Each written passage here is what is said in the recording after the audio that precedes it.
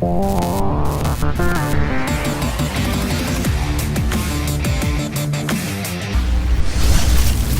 Buckaroos, welcome back to Musicom Academy. Great day today. Going to talk to a really good friend of mine who is really great at radio. And it also is going to coincide a lot with, at the end of a lot of the video lessons for the last couple of years, I've had a slogan on the end that says, success leaves clues.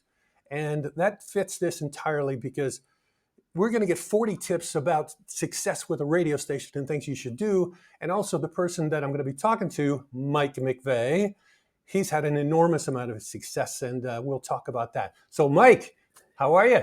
I am good. It's good to be here, Pat. Thank you so much for doing me the honor of inviting me on. Awesome. For those of you, obviously in North America, you're going to know who Mike is. A lot of people watch from different parts of the world, and they may not know who you are. So, Mike has been a jock. Mike has been a PD. Mike has been an owner. Were you a GM? I would assume you would have been somewhere Yeah, I was along a the way. GM first in Mobile, Alabama, then in Cleveland. Okay, done that job. And Mike has been totally known for McVay Media, which is a huge radio consulting company. Probably, I would say for a couple decades, you probably, maybe you still are, the biggest one in the world. I mean, that would be my sense of it all. Would I be kind of sort of in the Yeah. ballpark of that? We started in 1984 and did it till 2011. And then I took 9 years and went to Cumulus Westwood One, which is a big company in America, Yeah. and was the executive vice president of content and programming. And then I rejoined my own company, McVay Media, in the summer of 2019. And so I've been doing it again since then. Nice. Boy, I didn't realize it was 9 years at Cumulus. Yeah. Yeah, man, time really rocks by, doesn't it, when you're Oh, yeah. oh, yeah, when you get older. Anyway, so Mike has got 40 tips to help make you a better PD and to build a great radio station. And we're going to go through those because he wrote this for Radio Inc. And I was reading it and going, these are awesome. This is like a master course in what you should do if you're going to be a PD. And this is a PD's channel where you learn how to be a PD. So let's start going through these. Let's before that, why'd you want to do this, Mike? I mean, what was running through your head when you started writing these? A lot of the articles that I write in Radio Inc., which are there every Monday, come from, 30 years of consulting. And you and I have worked together before, so you know that I'm very organized and all For about sure. memos and Yeah. having everything formatted. And so this was just pulling it all together. To be honest, I started out with the idea to write 25, and it just kept coming up and Yeah. coming up I know and there's getting bigger. there's a million things when you actually want to, tell somebody about programming. A lot of Yeah. people think it's easy, but it's not. There's a lot going on. Yeah. So let's start at the first one, which is, pretty all encompassing, really. It pretty much says it all. And then we'll start digging deeper into the other ones. And the first one, Mike, is A PD should be responsible for everything that comes out of the speakers. And so the way that formulated in my brain is my career is dependent upon generating ratings. And so everything that comes out of the speakers means the music, or if you're on a talk station, the talk, what the air talent are saying, the commercials, how well they're produced, where Mhm. they run, the imaging, the promotional messaging, the overall feel of a radio station, jingles if you're using them, and the actual songs that are being played, how they fit together, what songs go where, how often they play. And so everything that's coming out of the speakers, that program director has to be responsible for. And again, in my world, it was always about preservation.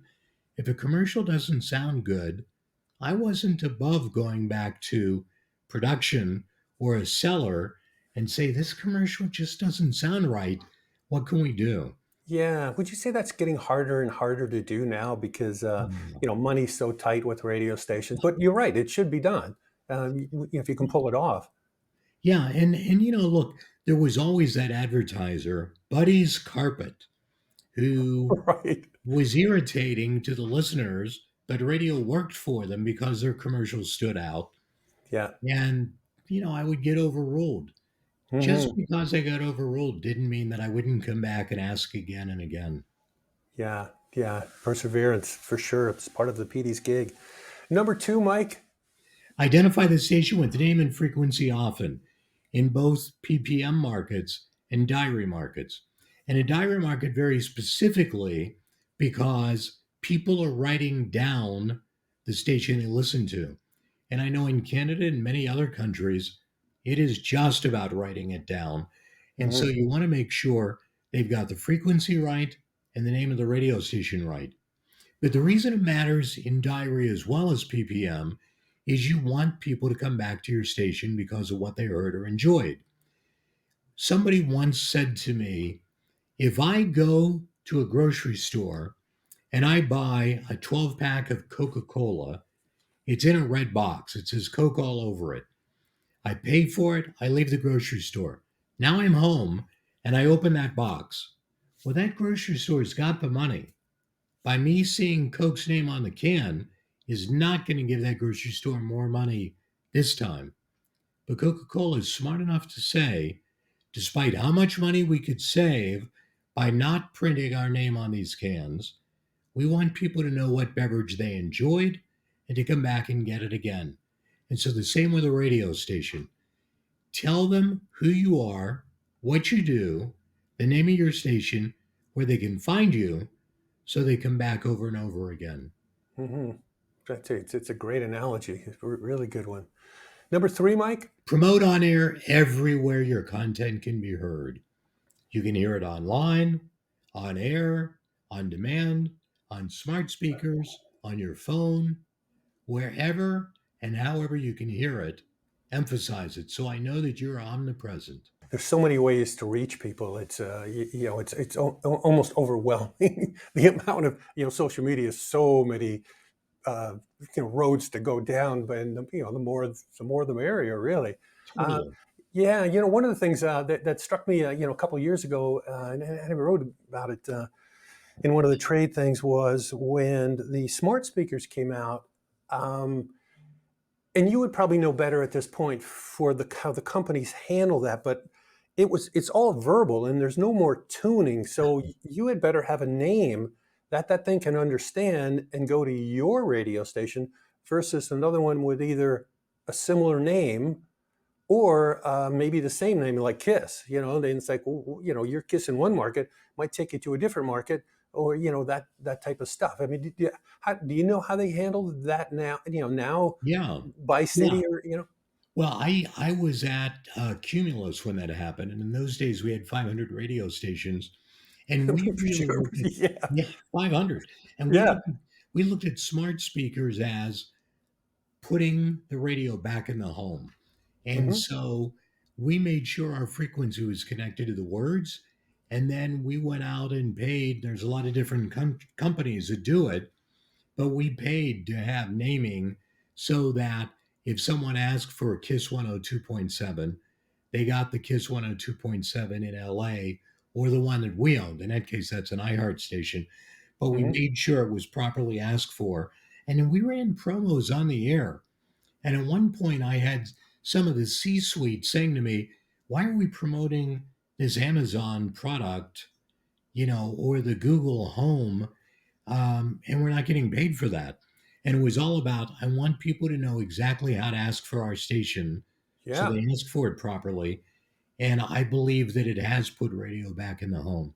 yeah. And without that smart speaker, I mean, I saw some sort of thing. I'm sure you would have seen it too. And for everybody watching, when you get a smart speaker, let's say you had three radios in the home, you look out a year later, and the radios are gone, and they're using the smart speakers. Maybe they have another one, or they got them, a couple of them throughout the house, and a regular tuning thing, it's off the table. So for sure you needed to do that back then. Oh, Um, totally. Very oh my few God. people even have a radio anymore. Yeah, no, absolutely. All right, let's move on to number four. So, PPM markets, check your audio enhancement unit daily to see that it's active, CBET. Yeah, what is And that? Like, I was unsure what that was. so, Are um, we? the Telos company created something that enhanced the audio signal to make sure that a PPM meter picked it up. Oh, okay. Nielsen in the USA looked at that and said, you know what? We've created a cottage industry for this audio company.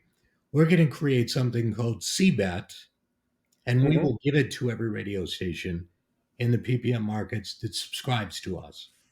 And so you need to walk by that unit daily and make sure the little green lights are flashing so that you know it's working. Because if it's not flashing, then meters are not going to pick you up. Number five, I mean, this is sort of obvious, but to some people, maybe not. Sometimes I can tell by the questions that I get sometimes from Yeah. people. Well, and people recoil at it, but playing the biggest hit songs over and over again builds time spent listening. And it's counterintuitive, right? I'll have somebody sit down and say, our TSL's low. We're playing the same songs too much. And Hmm. I'll often look at them and say, now you're playing the wrong songs too much. Yes. But if you play the biggest hits over and over, people know that every time they hit the button for 96.3 or wherever your station is, they're going to hear a hit song or a song they like. They'll come back more often. So number six, Mike. Spoken word stations, the big hits for them that they have to play over and over again are the big stories. And so if it is the fires in Canada and the smoke polluting north part of North America, Hmm. that's a big story. If it is something in the news around a crisis where many people have died, that's a big story. And those big stories need to come up over and over again. Just like on a music station, you play your hit songs over and over again. Yeah, it's funny. I did a video with Mike Bendixson and Rob Farina and a few others, which you would know. And Mike had a really interesting thing, which is the other side of this is something's hot and you're beating the heck out of it, and then it's like, when do you get out of it? That sometimes is the harder question. When do you start backing it down? Because that's a judgment call. Assuming you don't have any kind of research going on, which probably you don't. How do you start, just like a song, how do you start ramping that down on a talk station? What you're talking about. Yeah, often I find it's when the next big story comes up. Um, And and pushes it out. yeah, and there's always that. I mean, right before 9/11 happened in the USA, there was a senator who was under investigation because his assistant disappeared. She went out running one morning and she disappeared. Through the investigation, they found that he had been having an affair with her. And so suddenly, this married man with children, who was a United States senator, was in the spotlight for having had an affair with a younger woman. And Hmm. into play came, did he ever killed?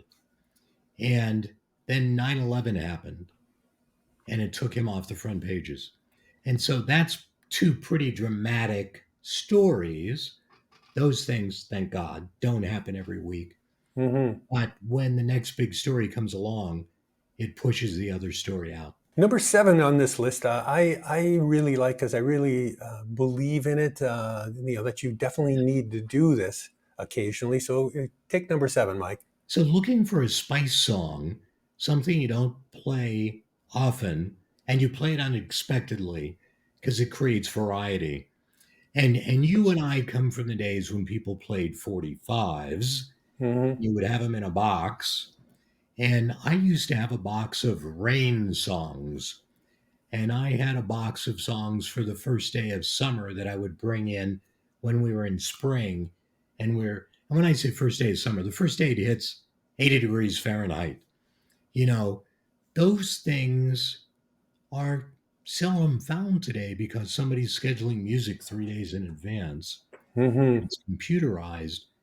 But if you can still sit down and run into that computer or go into the air talent and say, hey, go to the lunar category, the hold category, find this song and play it sometime today.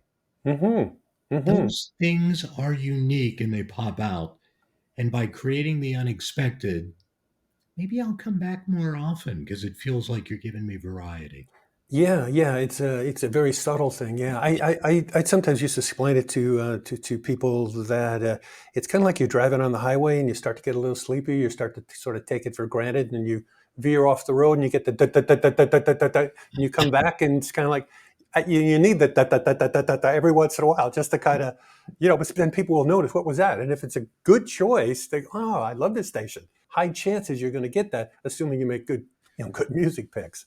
Yeah, Um, those are that's great. Rumble strip technology. That's going to be my new thing.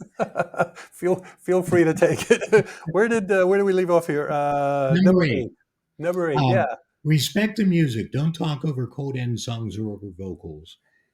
Listeners are there to hear the song. When you're talking and they're singing, you're ruining the song. And a code end song should end cold.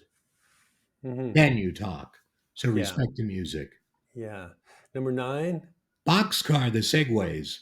And that's an expression I know not everybody has heard, but play song to song.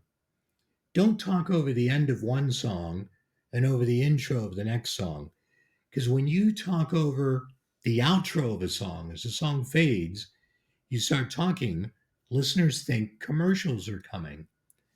But if you let this song end and the next song starts and you talk over the intro of the next song, then they know you're still in music. You're still rolling forward. Yeah. Commercials aren't coming. Yeah. When I first got to CK as a jock, CKW, that was one of those things that I'd never heard before.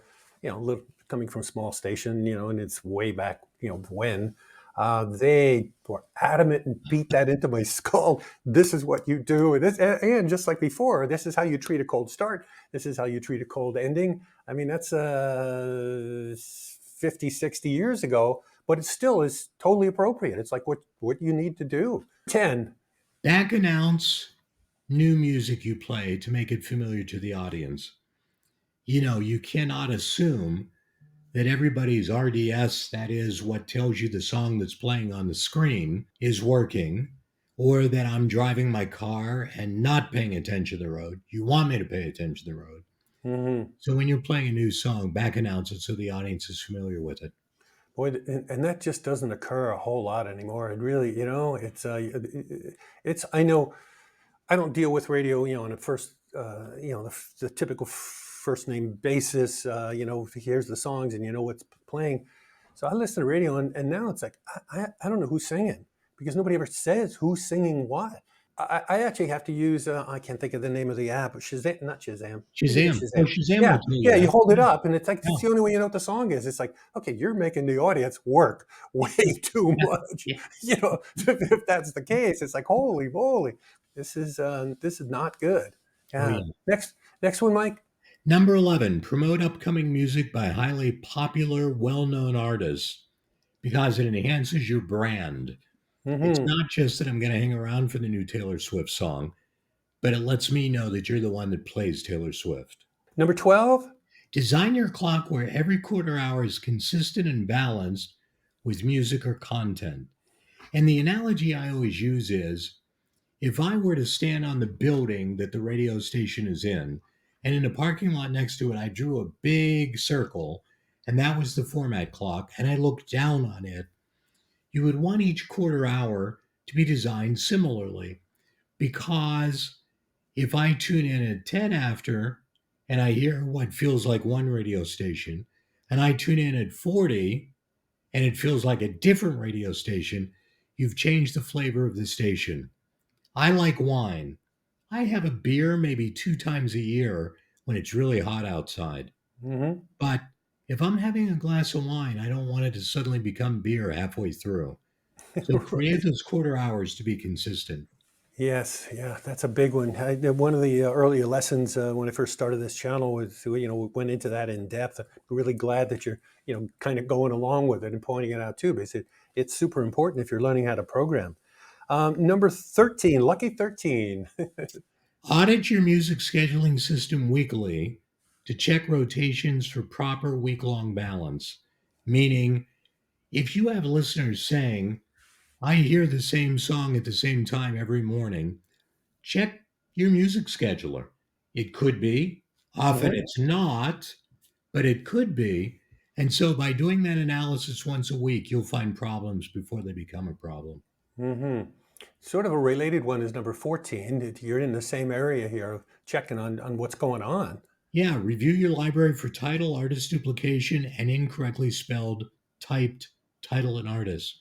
So somebody puts a song in and they spell Taylor Swift Taylor one time and Tayler the next time, the music programming system thinks that's two different artists.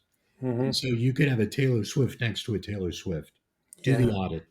When you go into stations, as a consultant, and when you come in, you just take a look. Because I was helping a jazz station here. I was on their board of directors, and they didn't really have a PD for a long while. I went in and looked at their music, and and started asking because we're in this vein here, and it was like three, four, five people were actually entering music into the system, and they all had a different ear as to what the tempos were. So, I'm looking at a song and like, well, I don't know this jazz song. What's that sound like? Oh my God, that's really up. This has got like a one tempo on it. Which is another to me one of those things. In this exact same area, like to make sure that the tempos match the song, so that the computer can actually, do it the way you want. Oh, yeah, definitely. I mean, and that's one of the reasons why I will often suggest that one person code all the songs. Number If 15, use special programming, weekend or daily, to call attention to your station. And so I might be promoting lunchtime at the oldies. And as a listener, not every listener is able to listen during the workday. But the reason I'm promoting it is those that are available and interested will listen. Those that aren't available at least know we do a variety of things on our station and you might be missing something. So hmm it creates that feeling that you could be missing something. Number 16, Tease powerfully, but not far ahead. I Only like that one. tease 10 minutes ahead at a time. How many of us have turned on the TV news and they lead with a headline, former NFL quarterback drowns in freak riptide, coming up? And that story doesn't happen until 20 minutes later, and you're out of your mind. I'm not going to sit in my car for 20 minutes waiting for that. But if you're teasing coming up in 8 minutes, I'm going to tell you about the quarterback. I might sit around for that. I might be trapped in my car for a little bit of time. For the next one, Mike, which is number 17, you have teased with an incentive to listen. What do you mean by that exactly? So it doesn't do anything if somebody says, hey, coming up, I'm going to play the latest Taylor Swift song. What does better is coming up, I've got the latest song by Taylor Swift, and the singer she sings about will surprise you because this is one she never dated. So then Yes. I'm intrigued, right? Yep. Yeah. And 100%. Yeah. You're and curious. so yeah, or if you said back to the quarterback, former NFL quarterback died in a freak accident. I'll give you all the details and what happened in 4 minutes. hmm I wonder if Chat GPT type stuff actually. I saw a thing on YouTube where it wasn't really in radio, but they were making it sort of enhance the slugs on YouTube channels, and make things more interesting and that type of stuff. I wonder if it would actually, if you're a jock, if that would actually help I think it's do a, conceivable. a plain one into one that's like, ooh, that's, I'm curious. I want to know something, or that kind of thing. Yeah, I don't know. Yeah, I mean, it plays in what you just said plays into a real life example of number 18. When air talent read a promo, understand its meaning before you deliver the content. I For was sure. invited to be on a panel with four other programmers, five of us, all who had gray hair or no hair, and we were talking about keeping radio relevant. And when we got on to do our prep in advance of the panel, I said, hey guys, can I just tell you that this reads like a bad Saturday Night Live bit? Here we all are, men of a certain age, and we're talking about something that younger people should be focused on and talking. And hmm so we went to Chat GPT and asked it, and it came back with modernizing legacy medium. And we just went, there it is. so Yeah, yeah. and so the Interesting. same with a promo. I mean, I suggest to Air Talent, rather than just looking at the computer screen and reading the bullet points that someone gave you, if it's about the county fair coming up, close your eyes, Think about the county fair, the gravel under your feet, the smell from the animals, the smell of cotton candy, the noise and people in the background, kids laughing, kids crying, hearing the calliope on the merry-go-round, all of those things think of, and now read that promo. Mm. Yeah, you're going to definitely get something that's way more memorable and sound good. Number 19, Mike. 19 and 20 really come together. Number 19 is apply the 5 W's and 1 H, who, what, where, when, why, and Mm-hmm. how, to writing all promos live or recorded for clarity. But number 20 is create fantasy with For sure. excellently written and descriptive produced imaging or sweepers. So you need the key points, but then use audio to enhance them. And when Mm-hmm. you write it, think about what's the benefit. Why do I want to win a brand new Porsche 911? Because it's an amazing car. But the real reason is you want your friends to see you in this great car.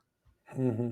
And so have the oohs and ahs of the friends and the sound of the engine so that the who, what, where, when, why, and how tie together with the fantasy. And the fantasy comes before the details. Number 21, Mike. Be sure the production value of your promotional messages fit the station's image. And what I mean by that is if you're a station that touts relaxing favorites, then you don't want rockets, screaming announcer in your imaging. The Yeah. voice and the imaging have to match. Yeah, which is number 22 of matching the voice talent and to your radio station and the sound, which is actually something that's really pretty picky. I mean, if you want to get into it, with different voices or they can really make your station feel one way or the other depending on who you choose. It's a big deal. Yeah, and making it memorable also is the sound of that station, right? It Hmm. enhances, the sound of a station as an identifier. And a quick story I will tell you is I'm in Cleveland, Ohio. I'm in that area. WMMS Cleveland was a legendary rock station here in town. The voiceover talent was actually their night guy, whose name was Lenny Boom Boom Goldberg. And Lenny Boom Boom Goldberg voiced all of their imaging. Lenny passed away, and someone at that radio station decided we're going to go with a totally different voice. It's time to freshen the sound. The classic rock station in town found somebody who could emulate what Lenny used to sound like, Interesting. and they put that voice on their station. And so it made total sense because you heard Lenny's voice with the Who the first time Won't Get Fooled Again was played, Right. and now you're hearing it again. So Yeah. that kind of thinking is where programming is an art. And Yes. the Yes. same can That's be said for 23 if you utilize jingles, creating a memorable audio signature that serves an identifier. I don't have to be in the room with my wife or my kids when somebody goes to Netflix on the TV. I hear that dung. yeah. Yeah. And Yeah. I know Yeah. it's Netflix. Yeah. Got it. Hey, what's on? What are you watching? Yeah, 100%. Um, Number 24, this is as we start to get into talent on some of these. You want to take us through number 24, Mike? Yeah, air talent should be well prepared before a show. 20 minutes of prep for each on air hour. And I've had people look at me and go, I'm doing a 4 hour show. Are you serious? But stop and think about it. The really great talent will put a couple hours into prep in front of a computer, looking for more things than what they can possibly use on the air. And the really great talent are always preparing. Everything they see in life, in their brain, they say, can I use that graffiti I'm seeing on the water tower on my show tomorrow? It really makes a difference. And the first person I ever saw that actually really did show prep. And this is, early 70s when everybody would just come in and just do the show. Maybe you're there maybe an hour or 45 minutes ahead of time was Gary Burbank. and Gary would get off the air and he would go home and eat breakfast and maybe lay down for a half an hour, and then he'd get up and then he would sit and write bits and stuff till like 3, 4 o'clock in the afternoon. So he's writing like 4 or 5 hours every single day. And the show sounded like, somebody was writing 4 or 5 hours a day, totally different than somebody coming in and winging it. It's super, it's a super important thing. Yeah, if you are a talent, being on the air today, it's a privilege. And so you should be really prepared. And that ties into our next one at number 25.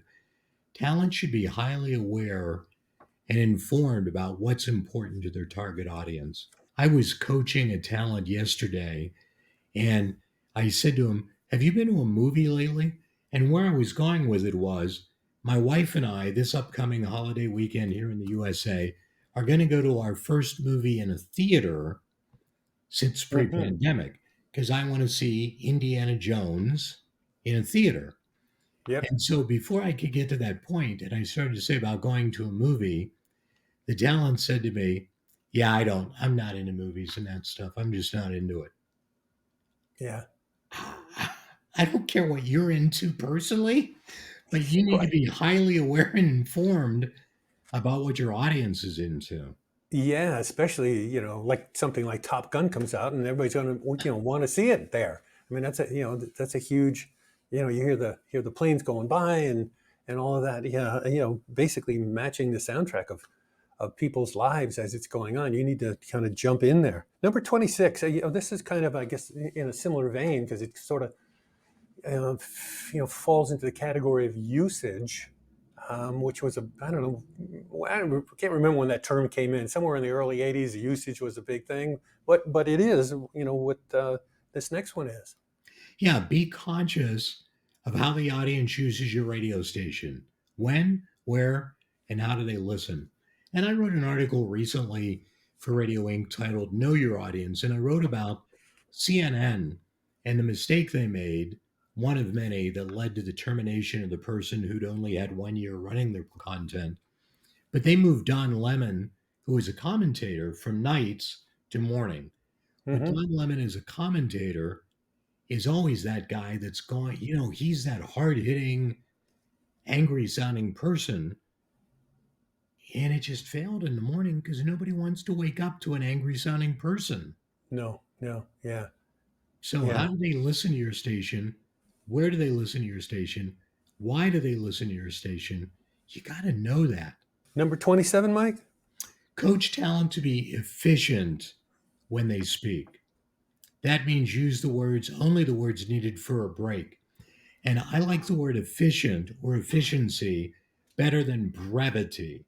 A lot of program directors will say to talent, be brief. Well, being brief is weather, nice. Didn't Hmm. tell you anything. Yeah. Efficiency is only using the words you need. And so I can show you a break that might be 90 seconds, and it couldn't be any more efficient because that talent needed all 90 seconds to tell that story, and they told Hmm. it efficiently. I can show you talent who will use 90 seconds when I could have said the same thing in 15. And Yes. so it's Yeah. about being efficient. Editing, either on paper or in your head, super important. Um, this next one, number 28, is interesting. I was going to ask you about this one because anyway, you go through number 28 and I'll ask you at the end.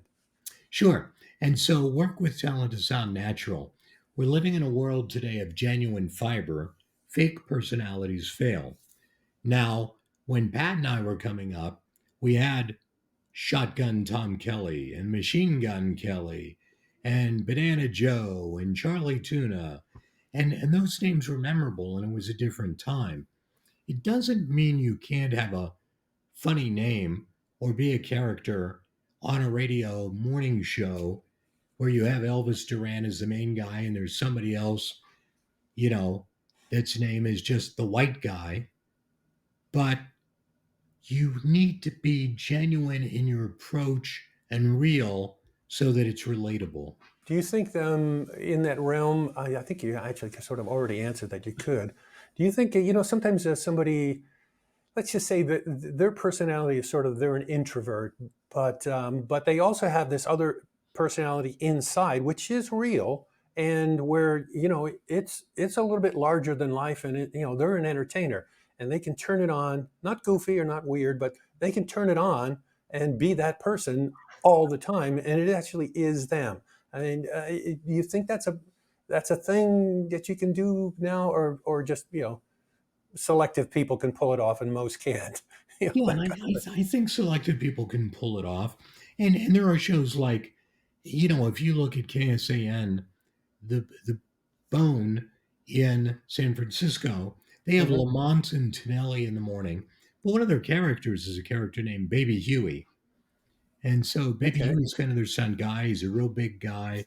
Um, he's a character and he's playing a role. There's certainly still talent to do that. But when it comes to anchors and key hosts, I think they have to be genuine. Now, can they have parts of their life that never make it onto the air? Sure. But that then means you need to really know your audience.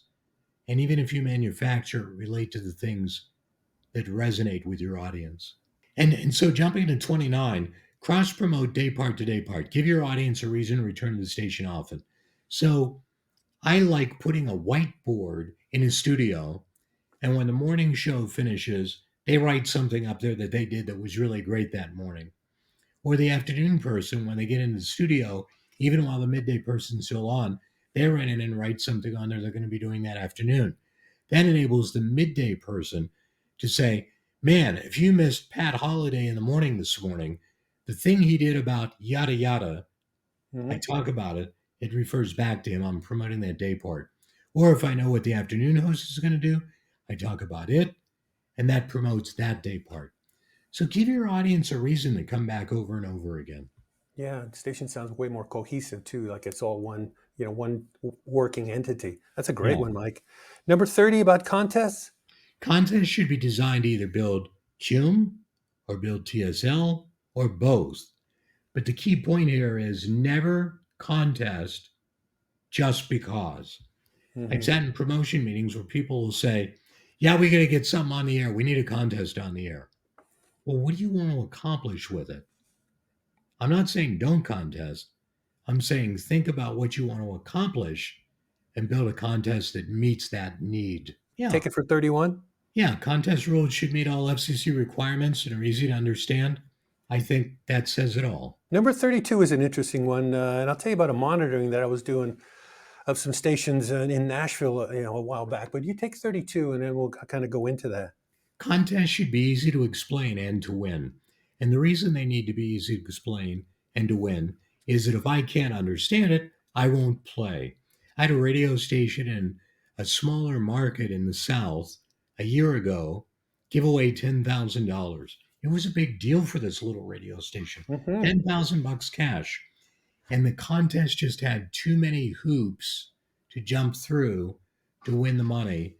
And we didn't go up in the ratings. Yeah, I was monitoring it for one of the lessons. I monitored some stations in Nashville, and one of them, this is not slagging them, but one was an iHeart radio station, um, and it was clearly one of those national contests, where there's a big prize, but all the stations are participating.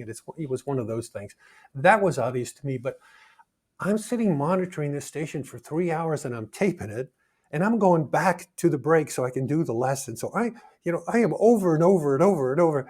And for the life of me, I have no idea how the contest was played. I just couldn't figure it out from what the people were saying.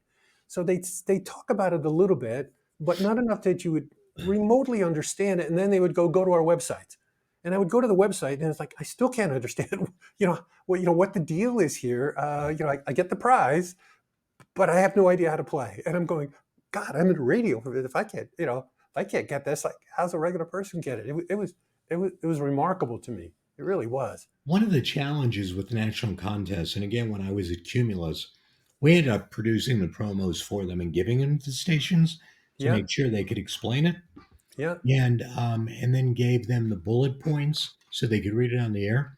But one of the Mhm. challenges I ran into is I would listen to a radio station, say in Montgomery, Alabama, that Cumulus owned, and the air talent would go on and say, hey, don't forget we did $1,000 coming up a little bit later. Listen for the word of the day. We'll tell you when to text. For lunch today, giving away a Chick-fil-A sandwich lunch for two. And they would be so excited about this smaller prize because it was Right. right there in their town. Mm-hmm. And the bigger prize they just couldn't relate to as well because it felt Interesting. like nobody here is going to win. There's no chance to win. It's too Right. far removed from me as an air talent. And so that was a challenge. It's, you have to hype up the air talent and not only make it easy to explain in promotional messaging, but the air talent really need to understand it. Yeah, and take the buy-in. Wow, that's an interesting. That would have not crossed my mind that that would be a problem. But as you're saying it, yeah, for sure that would be. Yeah. Um, Number 33. I mean, this probably goes without saying, I guess. As opposed to winning the Prizes, Chick-fil-A. yeah, Yeah. prizes for on-air giveaways should be desirable. And and so again, I go back to, one of the points earlier. Sometimes someone will just go, "Hey, we're going to give away a hot tub." Well, okay, that's cool. That's a nice prize, but you just got to stop and think about it Hmm. because I may not need a hot tub, or I may live in an apartment where I can't use a hot tub, or I have a health issue where I can't be in a hot tub. Yeah. And, Yeah. and It's so the experiences, though, that are really working well are experiences. If you yes. can send somebody, even to the local Taylor Swift concert, and they can go backstage and meet Taylor, Oh my God. that's Yeah. pretty badass, Yeah. right? Yeah. No. Ooh, big time. Yeah. Um, 34. I want to tell you something about this one, but you go through 34, and I'll tell you something I think you'll find pretty cool. Number Playing 34. winter audio on the air provides the audience with a payoff. It builds credibility. We Yes. actually gave it away. Hmm. Mike consulted for one of our radios, actually two of our radio stations that I had. So Mike, I was a GM and Mike is the consultant. And one of the stations was a talk station, and we had another consultant, Walter Sabo. And Walter said, I passed this on to you because you probably would like this. Walter says to me, we're talking about something else, and he just throws this out. And from that point on, I don't even hear the rest of the meeting. All I'm thinking about is what he threw out offhand, and he just blurted it out. And what it was when somebody is on the air and they're doing the contest, just like you're saying, tape the contest and be able to play it back. He's saying he just threw out, why don't you get their email? Because for sure they're going to give it to you because you're asking them, would you like us to send you a copy of you on the air with X morning show if you want to play it for your friends or your family, and just get their email, have the producer cut it up and send it out to them. I thought, like, oh my God, that's so awesome. What a great idea, and That is a fabulous idea. I've never thought of that. That's a fabulous idea. I have said to stations before, when somebody comes to pick up their check or yep. the prize, take them into the studio and record them too. Hmm. But no, that's a great idea. Yeah, yeah. Well, yeah, it was pretty cool of Walter, and I don't even know if he remembers that he said it, because it was just so offhand, and and then from then on, I don't even hear them talking; just white noise in the background. I, I will also tell stations to coach their air talent because you record these in advance. Hopefully, you're Yep. not taking it live on the air. And and I've said to them, tell them they won, and then shut up. And that silence makes that winner start to tell a story. Hmm. Oh my God, I really won. I can't. I won. Yep, you won. I can't. I Yeah. can't. My kid was on their cell phone, and my battery had died, and I had to wrestle the phone away from my kid. Yeah. You get a Yeah. story then. Yeah. Absolutely. Another great one too, Mike. Yeah. Where do we leave off here? Number 35. 35. Okay. Yeah.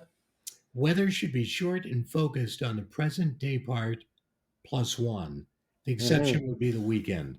And Yeah. so if on Thursday I'm saying today and tonight, because it's during the day, and then the afternoon and evening, I'm going to be saying tonight and tomorrow. The exception is when you get to Friday, you want to say today, tonight, Saturday, and Sunday. Yep. And on Yep. Saturday, you want to say today, tonight, Sunday, and Monday. And then on Sunday, it's back to today and tonight, or Hmm. today, or sorry, or tonight and Monday. But most people are just thinking about what's happening now and what's tonight because we have weather apps on our phone where we can get longer forecasts. This next one, number 36. This is a big one when you're in a big city, and I live this every day when I'm out in the car, and you're like, you're trying and you can't get it. Take it. Yeah, traffic should be presented with the location before the situation. And the reason is it calls attention to the problem spot. So if I'm driving into downtown and someone says, yeah, we have two cars off the side of the road, things are backed up at Young and Bloor. I hear Young because I'm going to be heading down Young Street. Hmm. And now you're on to the next thing. But if you say, at Young, where it crosses King, we've got two cars off the side of the road causing a problem. It hit my ear. Young, Yep. I'm listening. I hear what's going on. I often wonder too. I know I tried to do it in Toronto when I was programming a station here. I was looking at basically the grid. It looks like a rectangle. Major expressway along the bottom, along the water, a major expressway along the top of the city, and then two coming down on both sides. So basically, it pretty much looks like this. Um, but other stations weren't doing this. But I thought, geez, maybe it would make it easier to always have the traffic people come around the same direction every time. They start here, then they go there, then they go here. So, if somebody is listening and they go, oh, okay, they're over here. I'm over in this area. I know I'm coming next. Come on, give it to me. I did it for about a year, and I thought it was a pretty decent idea, but I don't never No, really knew if that. it's a great idea. I mean, both in Washington D.C. and Atlanta. In Washington D.C., you have the Beltway. In Yeah. Atlanta, it is the perimeter, and so those stations there do that. They start at 12 o'clock and just roll right around. Okay. Um, and I think it's a great idea. Not everybody does it, but to your point, where you have some circular freeway, it makes total sense.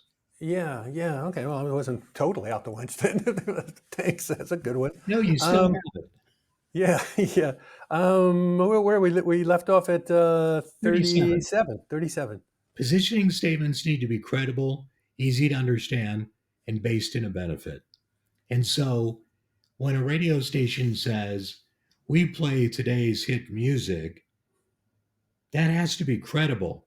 You really have to be playing today's hit music. You Yeah. can't say that and only be playing three currents an hour or four currents an hour.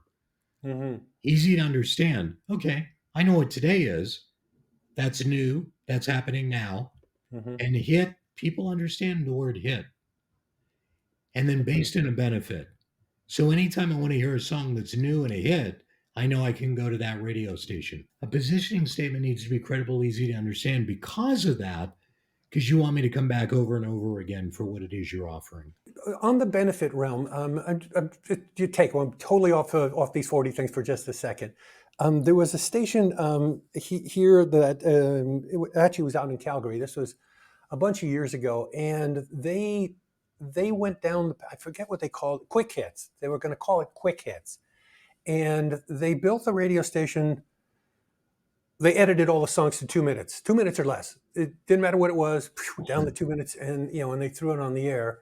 And the benefit was, well, one, they were playing like 35, 40 songs an hour. That would be one, and or whatever that math works out to be, and that you're never going to be far away from one of today's hits because it was a current CHR type station.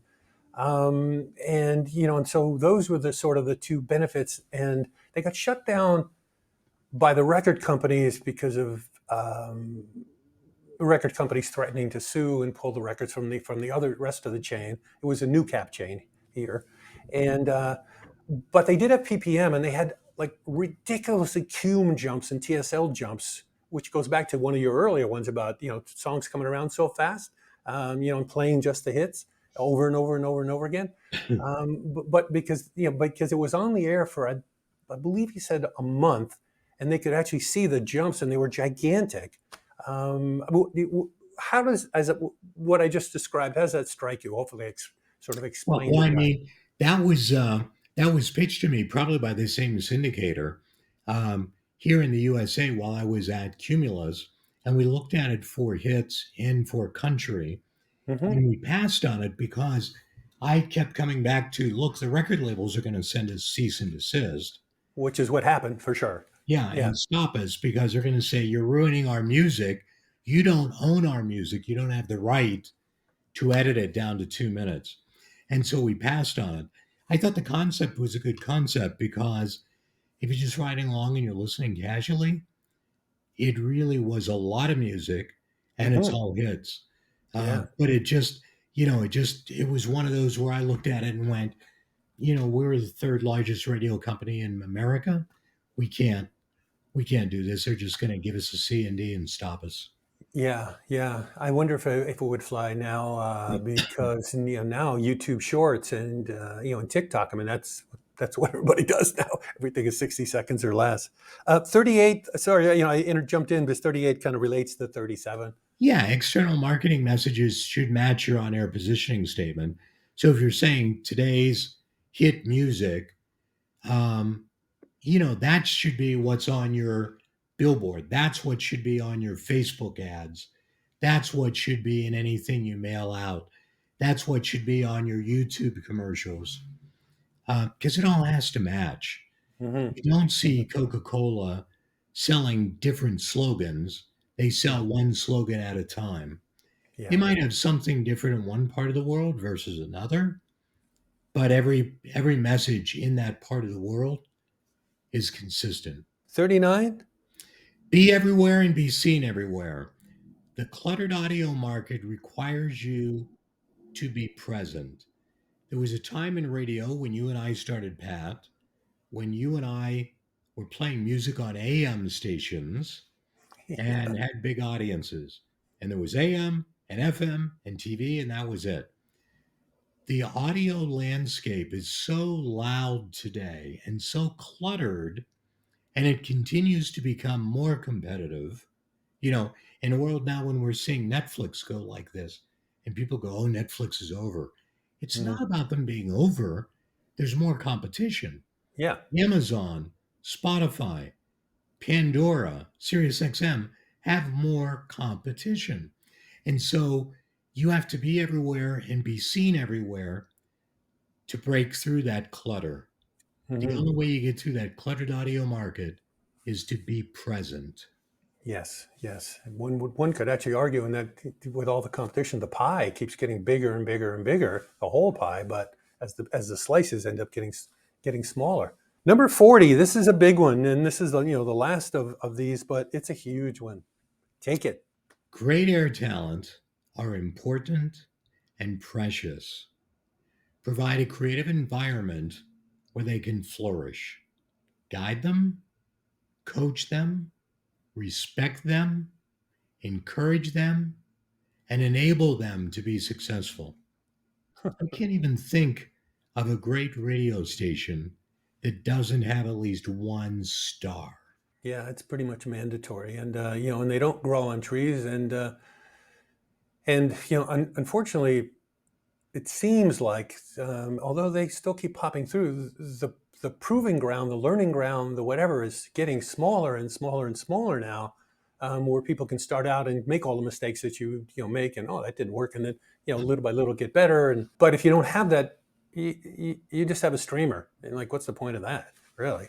I mean, to me. Yeah, I just spoke at the University of Georgia a couple weeks ago um, to the National Radio Talent Systems. They move around America, and they had a lot of kids from various universities there, probably Hmm. 30, 35 kids in the room. And, and, um, and what I'd say to them is there's actually more opportunity to learn and fail now because you can do TikTok, you can have a podcast, you can do YouTube, you can do all these things. You may make zero money doing it, Hmm. uh, but but there's a lot of places where you can skin your knees and throw the football through a tire 100,000 times. What there isn't are places to make a living from it. Not a lot of Yes. those, and so Yeah. that therein is the challenge. Um, I consult and coach musicians as well, and so if there's a young singer or songwriter that's been brought to me and is a client of mine, and I'm coaching them on marketing and performance, I always start in saying to them, do you want to be a star or do you want to have a career where you've paid for yourself and you can live on your ability to perform?